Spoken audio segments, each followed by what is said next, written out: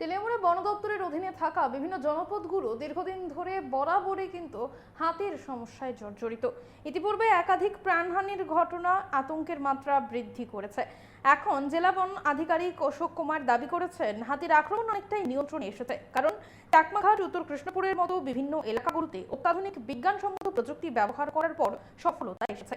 পাশাপাশি তিনি দাবি করেন, উত্তর মহারানী সহ 6টি জায়গায় বেস ক্যাম্প চালু করে 24 ঘন্টা পর্যবেক্ষণের ব্যবস্থাও করা হয়েছে।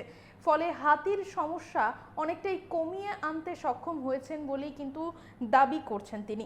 আমরা শুনবো ঠিক কি জানাচ্ছেন জেলা বন আধিকারিক। बात करें ट्रेंड जो किया है, जो चकमा घाट में मार्ग टीला से लेके चकमा घाट जो एरिया में किया गया है, वहाँ पहले लगातार एलिफेंट का समस्या आ रही थी और हम भी और आप भी देख रहे थे कि हाईवे ब्लॉक हो रहा था या 1-2 साल से ऐसा हो रहा था।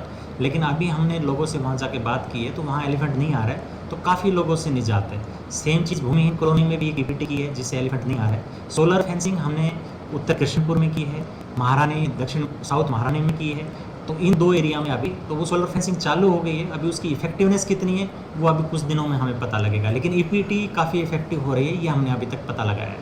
और कितना कैंप अभी आप लोग तैयार किया है इसके लिए? अभी जगह जगह पे हमने 6 कैंप ADS कैंप है जो मैं 24/7 जो टास्क फोर्स बता रहा था, हमारे वॉलंटियर्स रहते हैं, ड्यूटी करते हैं। तो अभी 24 घंटे नहीं रहते हैं, लेकिन जब भी ज़रूरत पड़ती है तब रहते हैं। तो हमने 6 जो कैंप्स हैं इस तरह के जगह जगह पे, ऑफिस टीला में कैंप है हमारा, एक भूमिहीन कॉलोनी में कैंप है, एक बागबेर में कैंप है, एक मार्ग टीला में कैंप है, एक चंपलाई में